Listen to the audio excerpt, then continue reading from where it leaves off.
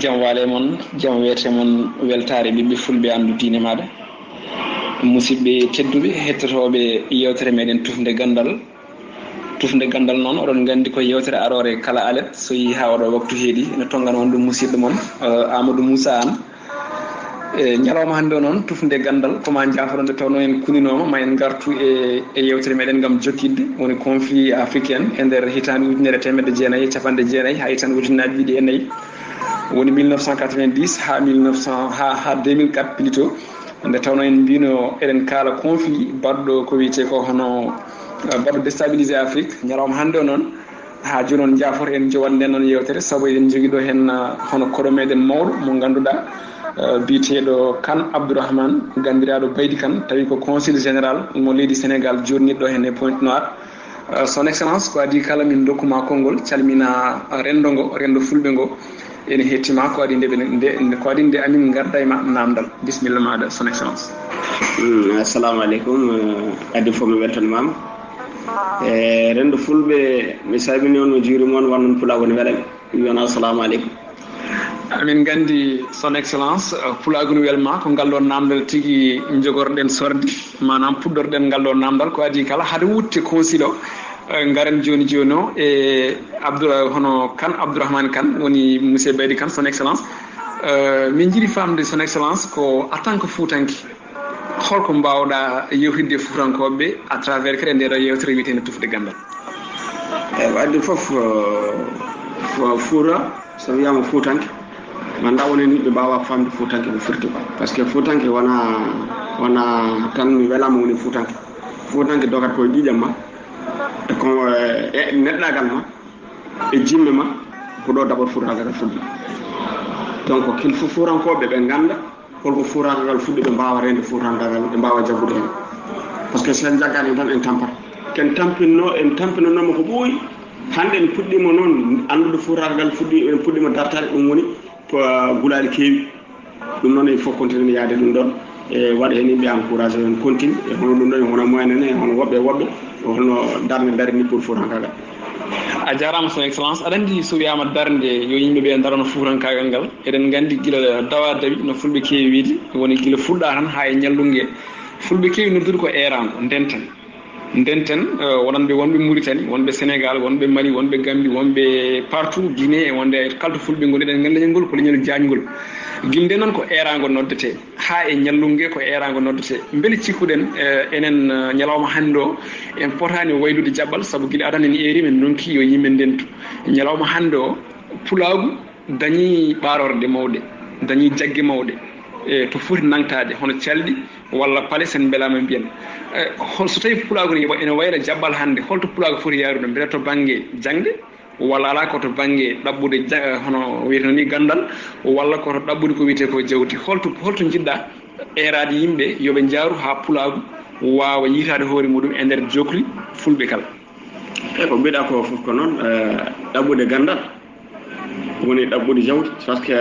gandal ngal e jawdi ndi yarata fulɓe ɓe mbawa yaade tan par ce que fulɓe kadi koɓe ɗaɓɓannoɓe ɓe ɗaɓɓanno tan ko jawdi tan ɓe ɗaɓɓanno jawdi tan ɓe ɗaɓɓanno rewde jawdi darinde ɓe ɗaɓɓani gandal ɗum taki tampinɗen hande noon haɓena chance kadi aɓene fuɗɗo ƴewde ɗaɓɓude gandal e jawdi ɗum noon yoɓe continue ngal ɗon jaɓal ɓe continue ɗaɓɓude gandal ngal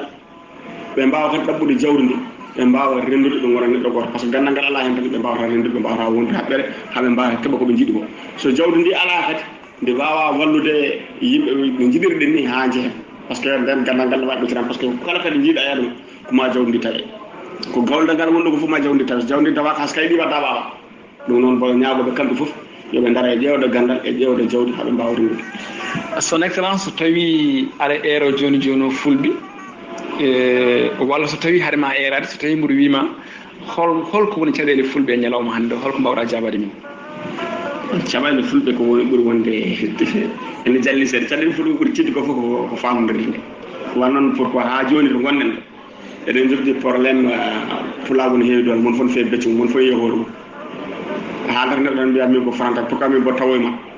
pourquoi nodduɗa kam an arata aɗa jogama ha janata ayi ko ɗo woni probléme meɗen or kadi so neɗɗo noddumi yanoto kalda e makko kono sa fuɗ becce mbiya min arani pourquoi mbaɗata ko franta pourquoi mbo tawoye ma ay boni wayne kayno oole ara kamin fe becce mi noddama o sala arde mom tam buga ko tawdo yo mo don mi arda ay ko don problème fu il faut ngiten dum so pullo bande noddimo wi mi ko kewda dole ko tummuda ko fo yattaw yam kedam ko hala jabodam dum woni mbawen yaade caɗele fulɓe fof ko fiyaade becce ko konngudi son excellence hono conseil général kane abdourahmane mo ganduɗa gandiraɗo baydi kane ɗo e Pointe Noire mi sikki ko jinnomi ko namdade ko fate banggue erango o waɗi kala nde neɗɗo nodduma notomo ko ɗum woni konngudi maɗa son excellence gudden hello pulagu ngu haysina ɓortani wutte pulagu o ɓornoma ha joni kono ɗo natanen gollal biyetegal conseil général Allah waɗi son excellence waɗama nomama conseil général ɗo ene Pointe Noire eɗen gandi ko ɗum gollal hen sahaji kamningal haysin tawi en ganda ɗum à 100% ko eɗen gandi kam wonko nandaten hen wonko coyniɗen hen son excellence golle ma ko fate banggue conseil ɗo henne Pointe Noire holko mbawɗa sifanade yimɓe gonkama ene gondirɗa e yimɓe ma ko woni yimɓe ma Sénégal naaɓe fuutankoɓe wonɓe ɗo caɗele ɓurɗo musde aduna ko ɗum ɗon par ce que caɗele kewmi hen nde ne kewi tan caɗele kewmi hen a wawani famde ko ardade pullo taw d'abord ɓurtidde ko woni kanom nani ko ardade no fulɓe d'abord ɓurtidde ça c'est goo ɗiɗo ɓelguel caɗele ɓurmi jogade ɗe ko wowedeme e wuuro he mi wona gaddaɗo kono koye wuuro he mawnu ɓe gonduɗo koye bandam e mawɓe e kureji am ɓe gondumi ɗo donc ɓe kuulani ɓe ƴen hen ko beela fo mbawi wiide ko beela fo mbawi haalde kono noon wonnon mbaɗa anndi mi jalatono mbiya sinno ko goɗɗo gaddano tan ma ala wonanta ɗemɗal ngal ene wawi foftude seeɗa poftude ni kadi téléphone am ko gudditiɗo ko téléphone ganda ha so neɗɗo tan ko guel yuɗum e teppere ma noddami wiye bon muni mi nodda bayt koosil wala ko kanko foti wadde ɗum noon taw noon haɓe ndendin ko koosil jeeyi ko koosil jeeya kono noon téléphone mi jaabo tan téléphone mi waɗ ɗum expliqué no foti yarude ɗum ko heddi ko a wawa wadde ɓe satisfaire kala ko mbawɗa wadde ene manque eyyi kono noon heddi ko affaire koosil o ne yarani kam kamɓe yimɓe ɓe mbawi wadde témoignage par exemple a yi affaire passeport ene pewne sa wendi passeport de Sénégal tan ko 2000 francs leyɗele goɗɗe ne wawi namde ko ɓuuri ɗum mais ɗo ko ujunaji nayyi ɗe tan waɗa ɗum tan waɗa respecté niveau des carte séjour ɓe waɗi hen effort wallude yimɓeɓe intervention ko jamma ñalawma wona min wona ɓe ndendum ɓe kamɓe fof mon foni intervention banggue muɗum wiide daraade ha Sénégal naɓe mbawa yaltude son excellence sahaji aɗa jogo kawuji kawnide seeɗa sahaji aɗa nodde nder jamma aɗa nodde subaka nodde kikiɗe manam kala heure aɗa nodde kala waktu hol noddago ɓurgu musdema e walla hol probléme ɓurɗo mettude réglude e ɗiɗo kawji ɗi noddeteɗa ɗi keɓɗa ɗo ene Pointe Noire so tawi en haalo bisimilla ma noddago fof ɓurata musde ko neddago tan woto ɓurata musde par ce que hande Sénégal naɗa jolli ɗo gueɗel gotel ngel noddago ko rama so joni noddi kam tan mbiro ngal anduni ko jabrono exemple jawɗele janen jomum ƴetta jawdi janen ya ñaama ɗum wasa ko famodiri koye kefere anga juuɗo ñaama jawdi jarande donka ko famdirma ɗum donka finalement jaggeɗa cokeɗa wono toon noddami wiyami ɓeyt min de komi cokaɗo par ce que voilà somi woppi ɗum ko ɓi Sénégal naɓe ɗum tan soka ko ɓi juuɗ ɗum ɗon soka somi woppani ɗum somi yii toon laamu ngu kañum hoore muɗum waɗami attaqué causil mbarka en joni en rokkataɓe e courage ɓe ñaam jawɗele ɗe jawɗele janande ɓe kokka min exemple Sénégal ɓe mbi min min ƴetti affaire même hande min daara lawol ni koye Sénégal no waɗirta ayi mboɗo jogui ɗo caɗele ɗe goto noddan ɓuuri musidɓe kono heddi kala noddan wawa noddede amin mbawi waddude hen masala ko wona ɗum ko nouveau de carte séjour neɗɗo wiyama ƴettu kayit jogoɗa ngol jogoɗa mbaɗa e poche ma min mbaɗi on hani so sa heeɓi kayit hanno yimɓe keeɓir kayit tako facilement jomum salo jabbude ha nanggue soke nodda mi wiyami ɓeyde min de komi cokade par ce que mi ala kayit ene haalnami ko haala ka wawata famde o garmi ɗo ko semaine ma garmi ɗo ko lawol wiyande lawol misanade leydi janna jogo kayit somi yi walloy ɗum yalta laamu ngu wiya joga watta ɓe courage oto ɓe jaggo kayitaji somi wallan ɗum ɓiɗɗe Sénégal min toon ne muusi ene hamni joni noon ɗo ɗe nadal ɓuuri hamnade ɗum noon musidɓe tedduɓe ko onon naniri noppi moɗon e konngudi son excellence kane abdourahmane manam baydi kane conseil général mo Sénégal naaɓe jooɗiɗo hen e Pointe Noire ɗum noon hettiyankoɓe tufde gandal joni yewtere meɗen tufde gandal ma jokku mbason woɗɗude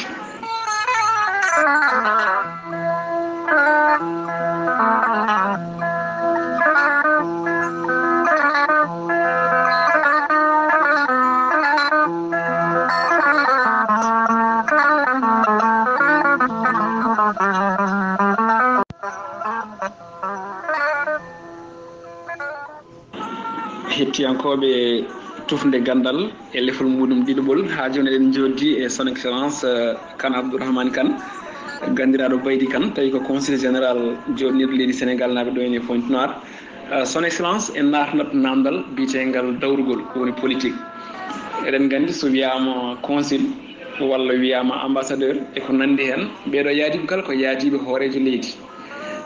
te eɗen ganduno hono baydi kane wona baydi kane gandunoɗo ko fate banggue politique holde natɗa e politique e holko fondema e politique son excellence foɗime politique tan ko Macky Sall goɗɗal Macky Sall tan foɗime politique ɗum kam tout court so wonano Macky Sall mi natta e politique Macky Sall noon ari ene yiiɗi miñiraɗo gonɗo Fouta o ne haalnama haala makko yiiɗi walludem ha waɗi feere o ari ɗo min naati politique yidde walludem président Macky Sall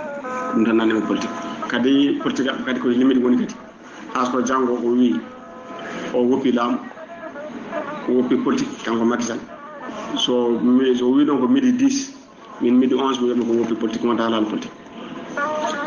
eyyi ɗo en paami hettiyankoɓe ha joni ko konnguɗi conseil général son excellence donc on jagguirɗa politique ko Macky Sall so jaggui hannde aɗan hen so acci janggo ala hen son excellence eɗen gandi politique e nder diwan men e nder rendo fuutankoɓe e nder rendo fulɓe ko hunde wande difficile hunde tinde ha ɓurti gonga ni à travers Ousmane Kane woni miñiraɗo mo kalɗa nani eɗen gandi ko neɗɗo dariɗo hande o e nder département de Kanel ko neɗɗo keftinaɗo ko fate banggue politique ene wiyeni kanko woni neɗɗo ɓurɗo feñde ɓurɗo hande o darade ko fate banggue politique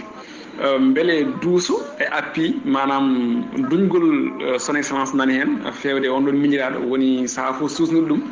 walla ala ka gaccuɗomo tan omo laya ko fate banggue politique holno Ousmane Kane kañum hoore muɗum wuurdi politique mo wuuri o e wonde e no wiyeteno e travers e ballal ma an beele jungo ma ene hen jimmi wiide way mais min jungam wawa wonde hen par ce que so wi jungam ni hen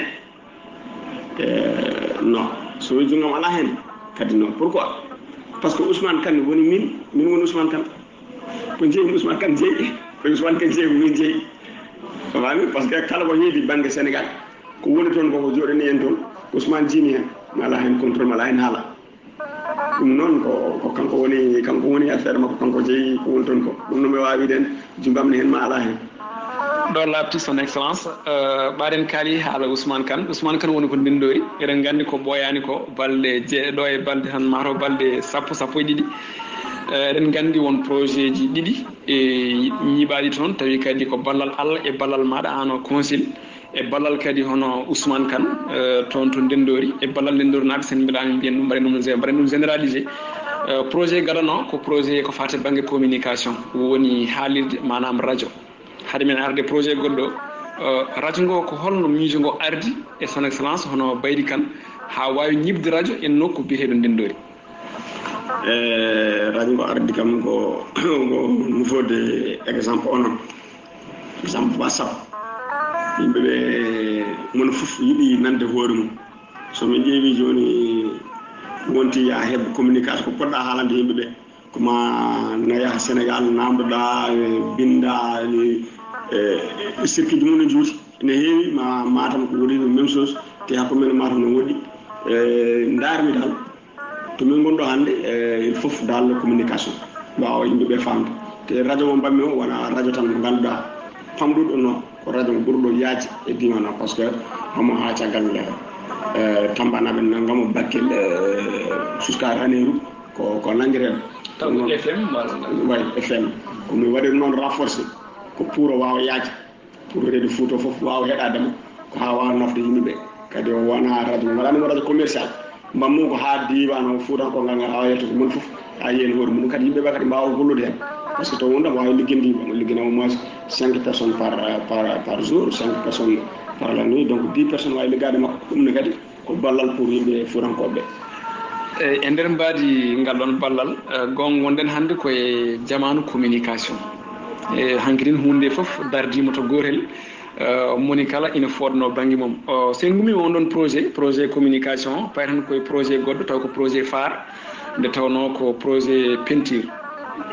ɗone kadi ko eɓɓore mawde caggal oɗo projet radio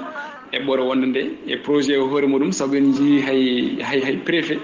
ari wadde hon préfet Wourosside ari wadde visité on ɗon nokku ko wona ɗum ko won yimɓe heɓe délégation ngaji kewɗi gaari ñande hono ñande hen en jinno ko hono ndendori ñalawma hande o projet o darima hono ɗo projet peinture on kadi holko saabi son excellence en uddirta ɗum ngam diwan o walla ngam sukaɓe ndendori walla ngam sukaɓe diwan o jimmi wi tan ko holko poussé en Baydy Kane ngam wawde uddirde on ɗon projet biyeteɗo peinture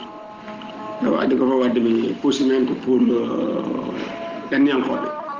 wona fuurankoɓe d' abord ɗanniyankoɓe fuurankoɓe so waɗa ɓe ɗanniyankoɓe gowɗen nenen ko neɗɗo sawa 100 millions 200 millions 300 millions a soodi a galle so soodi galle waɗen luwas yoɓetake dawa hen ha tampa heɓata kalis hande kadi Macky Sall yidde wallude miskineɓe usti kadi luwo suuɗi ayi caɗele kadi ɓeydi wadde ko dañanɗa e koye galle ko ujunaji nogas exemple mbatta dañde ujunaji sappo ma sappo ɗiɗi tawde soodi gallo hakke million ngaji temedere daarimi kadi gallo kadi o alana ɗum neɗɗo kadi gartan an tan ene wayno tan gertogal o hoggu mum kadi tan ñaminde ko hoore mum ala ko wawi fenande godde par ce que kala ko joɓeɗa hen tan koye poche ma mbatta ko an tan ñamata mais sa ƴetti ɗiɗon kalisaji a waɗi ɗum usine ñama hen famo ñaami hen fuurankoɓe liggo hen fuurankoɓe ɗanniyankoɓe kalisaɓe keɓata ɗi ko ole tan wadde ɗum sodde galleji Dakar yo mbaɗ ɗum Fouta ɓe mbaɗa ɗin ɗon usine aji ne keewi eɗen mbawi wadde ɗum haydara ala Fouta sa yi hande Bawol en ɓe daari hen koɓe mbaɗi usine aji ha keewi mais enen en ngala te mi gaynani am ça c'est première usine komo garaw e 2 et 3 déjà mi waɗi projet muɗum kayi nin ɗon jooɗi beela min mbawi andude inde ɗin ɗon projet ji walla holkoɗe jahata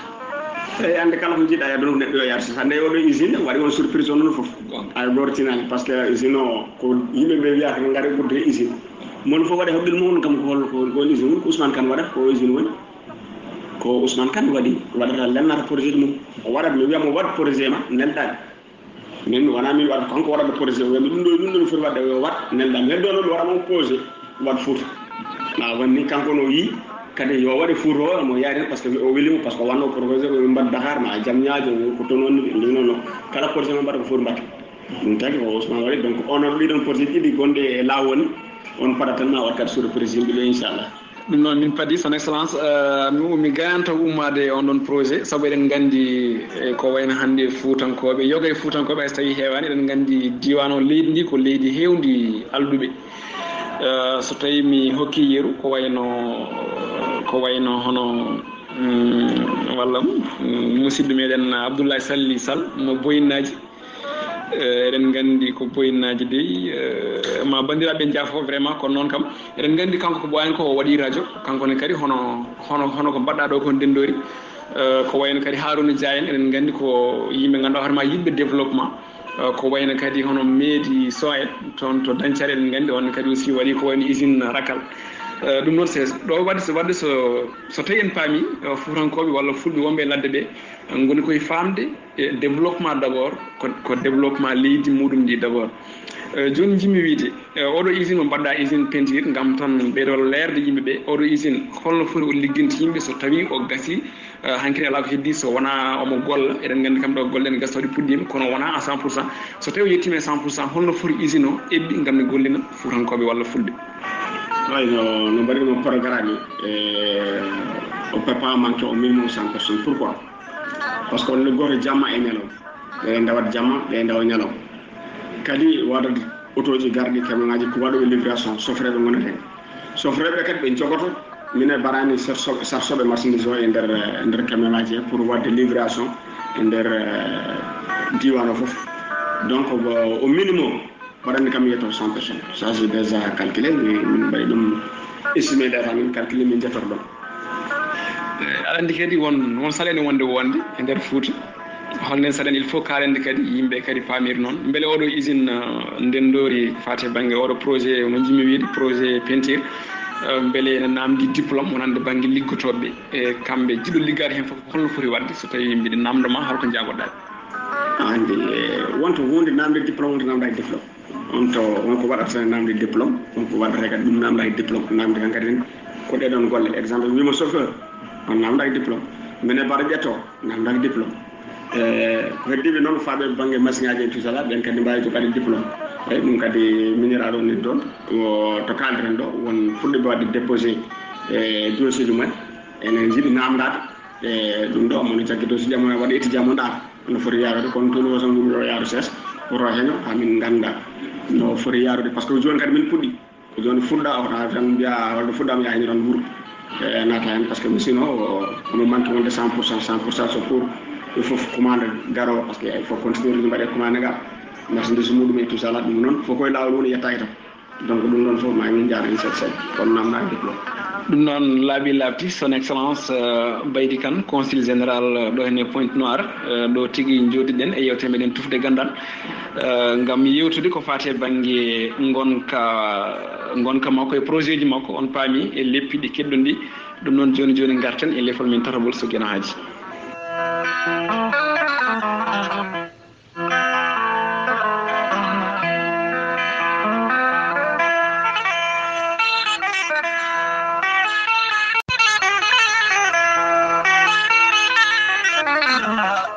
joni oɗon ketto yewtere meɗen tufde gandal e oɗo alede hannde eɗen jogui koɗo meɗen tedduɗo hono Kane Abdourahmane Kane mo ganduɗa gandiraɗo o andira ko Baydy Kane consul général ɗo henne Pointe Noire lamorgo économique dowlo Congo eɗen ɗon jodde makko tigui e nokku makko hono bureau makko son excellence consul hono consul général jiɗɗen arde koye politique hoorejo leydi ndi woni son excellence monsieur Macky Sall mo ganduɗa ko pullo mo fuurankoɓe kala mo pullo kala farnorto ɓe wiyani tan fuurankoɓe kono ko aduna o foof tawi ko mbaadi pulago mo farnorto son excellence hono hoorejo leydi ndi e hoore muɗum waɗino conseil des ministres toon to wuuro meɗen wiyetego Matam manam capitale régional diwan Fouta eɓɓoje kewɗe ne hen gonno projet ji kewɗi ne hen eɓɓa kono elle fuurankoɓe ne jogui bojji en jogui kulhule en jogui sikkeji ɗin projet ɗi jogani waɗede e nder laamu Macky Sall ha tengti e oɗo premier mandat holko mbawɗa susnude fuutankoɓe e holko mbawɗa haalande fuutankoɓe e politique makko eɓɓoje ko fate banggue fuutari men ndi e andi ko fuutankoɓe mbiyata ko eɗen jogui konngol goto mbiyan Macky waɗen ɓinguel moro min banggue famuyama ko noon tan wata tan waɗen ɓinguel moro pourquoi par ce que aɗa andi Macky to jooɗi ko lamorɗo Sénégal to jooɗi Dakar so haqqille rokkata o diwa Dakar tan fof o faya Four o fewnoya toon taw ko foti fenede ɗon e lawol ha yetti o fotoya wonani min noon jirmi de wona ko Macky wi ma Allah goɗɗum min ko noon jirmi kono projet ji Macky si ñinde fof ko baɗo ko haalno mata koko fof ko baɗa woni exemple mamata kon lawol Wourossogui Bakel déjà yimɓe keɗima ñanden koye projet mum woni ɓe goni koye yaada pewna ɓe daɗaki Ranérou ko nde waɗa nde o jokkiri ɗum so waɗa ko Abdoulaye Wade foɗi noon nde waɗa o jokkiri ɗum joni rewɓe Linguére ɓe dane koye Wourossogui to enen nene ligguey daraki nande lissal ne ligguey daraki faade Wourossogui donc ko même autoroute o continue ha Bakel o daraki ala fof dara yimɓe gono gollude seulement noon ko hawre leeli yettaɗen tan yimɓe kadi o wawa ɓe mbawa fuɗɗade tan to jiɗɗen ɗo ɓernde keere fuurde ɗo to jiɗɗen ɗo fuɗɗo ɗon o yaha o woppa gawa dewa ɓe wawa donc wawa tan ummade to foti ummade to famara ɗum noon fuurankoɓe noon mbiya ko fuurankoɓe mbiyata ko keyɗuɗo woɗɗini ɗum ha ɓuuɓa ko ɗon probléme ɗi boji gojata kono noon wona Macky Sall ene yidiren ma walla o yiyani namo yiyen très bien kadi il foof paamen yimɓeɓe hamono e fiye jammañanamo ƴattamo wiye so wi mo ala inde pulago foof ala e makko gueɗal joni annene kadi sen mbatti woɗi ɗum kadi hawnoto seeɗa kadi affaire le ɓeɗa tilde jamma son excellence a jarama eɗen gandi won projet ji mawɗi ɗi woni e dow mum o saaha joni kanko président no mbiɗa ni ko noon nde tawno wonde mi sikki ko Konguɗo Abdoulaye Wade wonno o wino so tawi arɓe adana ɓe ligginomi Dakar kanko so ari o liggoto guure goɗɗe joni mi sikki ko ɗum ha joni mataw ko ɗum woni ko président waɗi victime mataw ko ɗum heeɓi président o saaha joni sinno Touba ligganoma sinno région ngaji goɗɗi ko wone Saint-Louis ligganoma so ari hande ko Matam directeur tindoto nde ko ɗum wona kadi e siftindata yimɓe ñandeno yehino ñalawma teddidar ko fate banggue gaynaka toon to jummu wonno o haali toon haala barka fayida wonde ko kala joni en ko wonde jokkidde laabi ɗi ko wayno ummade gila ilamru fin ha lagbal mi sikki ko wuro ngo no wiyede wuro ngo woni ko e nder diwan mo Linguére o haali kadi projet jokkidde lawol ummade Ndioum fewde Matam fewde Wourossogui fewde ha toon to Bakel ndeke ene wawi pulago ngu yiiha ɗo hoore muɗum to banggue laabi ɗo kono eɗen gandi hande o sa ƴeewi diwan Fouta o ko diwan kewɗo ɗanniyankoɓe kala ko waɗa ɗon hande ko fate banggue projet jirniɗo so tawi min daari projet ma oɗo e projet ji woɓɓe patron e waɓe no moɗen eɗen gandi ko fulɓe tan mbaɗi ɗum toon laamu ngu ne wayno waɗade hen junngo muɗum kono ɗum fof e waade noon hoorejo leydi ndi ene jogui eɓɓoje mawɗe e nder diwan mo Fouta o joni jiɗɗen famde jiɗɗen yaade ko artirde hakkillaji yimɓe ɗi ɗum woni sababu ngal ɗo namdal holko mbawɗa famminde Fuutankoɓe fulɓe ɓe haaɓe mbawa famde tigui Macky ene watti hakkille muɗum tigui to jooɗi to laamorgo ene watti hakkille muɗum e nder wertago leydi Fouta ndi hande hay ɗon kadi yimɓe paami kadi ma paam kadi wonko gollude ko Fuutankoɓe jeeyi ko amon rokkaɓe mon fewnaɓe ɗum par exemple so a ƴeewi nde ndema amana ndema nen Fouta to hande mon toon waɗi ɗum ɗo yimɓeɓe pour mbawa remde so vrai hirande ɓennuɗo nde yimɓe kiɓɓi caɗele seeɗa ndema kono hay ɗum o haalnama mone ƴeew kadi no rellira wona ɗum ko jeeɗɗe kadi ko banggue gaynaka hande kala gaynako to woni so leeli men ɗano gaynako to woni foof en leeli men ɗano ko ɗon keɗɗen ko ɗum ɓurmen sohlude pour mbaɗen poften par ce que sa ƴeewi exemple dolli waɗanede mire 120 kilométres pour le ko pour jawtan wawa wurde hen e rakkal o hande mi ardata wonide moins cher ni paɗa andi hande ka pullata sooda rakkal min mboɗo sooda rakkal jii hande rakkal no foti jarata par rapport adan hande aɗa wawi jogade ni nayyi gurna ɗum tan e rakkal taw wurna ɗum ne huɗo ɗum ɗon fof en gandi koye garal makko en jii ñande no fulɓe ɓe ko mbi ene mballako par ce que no dariri men affaire pulaw ɗum ko hen woni ko heddi ko noon koko arde ko guese ɗe wonko manki mako manki jawdi ndi hande presque ono wayno o timmini fof ko fonno wadde ko heddi ko laabi ɗi ɗi jettata kuura hande en jii ene famɗe Fouta ala kuura dane ma foto kamo kuura lawol ko fawe dow goto hen ko foto kamo kuura joni o yiɗi kadi ko yaltude calɗi wonɓe nder ladde ɓen kiɓirta kuura ɗum noon o yitirano fol ko hen woni sonano ko mbiɗa ɗo enne ko o tawi ko wonko to ko fewno o wawa diwde ɓen kadi par ce que mi so diwi ɓen tan ɓenne kadi jiiya ngoye jelanama mi voilà on kokkima o rokki bandiko ayi ɗum noon il faut waɗa noon tan o ara o wirtoɓe o ɓenna ko heewi ko so yawɓinde maw gayni ma rokken ko ɓuuri ɗum son excellence ɗo laaɓi laaɓti so en gummima e activité ji hooreji leydi ndi alay sago kaalen ko fate banggue hono woteji dibité woni suɓgoji suudu sardiyankoɓe eɗen gandi hitande ujunnaje 2017 arore ɗo nde won 2017 leydi Sénégal en ummano ene haala no wiyeteno ene arana ko wiyete ko hono élection ngaji ɗin ɗon so tawi mboɗo namdoma holmo mbaɗɗa soutenir e wonande député départemental holko mbawɗa jabade député ɓe mbaɗa soutenir ko député mo gartan ɗo law Macky Sall ballomo law Macky Sall on tan ɓe mbaɗa soutenir ko heddi ko noon député de Afrique centrale ene foti heɓde député c' est à dire Afrique ko diaspora foti heɓde député par ce que enen foti heɓde au minimum député ji sappo mi wona candidat mi wontata candidat ɗum c' est clair mais kala gonɗo candidat e nder surtout pontunaɗo gommi ɗo jupere waɗɗum soutenir jupere kala moyen mi waɗɗum soutenir somi heɓani e nder pontunaɗo ko e nder Afrique centrale kadi kala baɗɗo candidat mi waɗɗum soutenir kono noon premier o kam ko pontunaɗo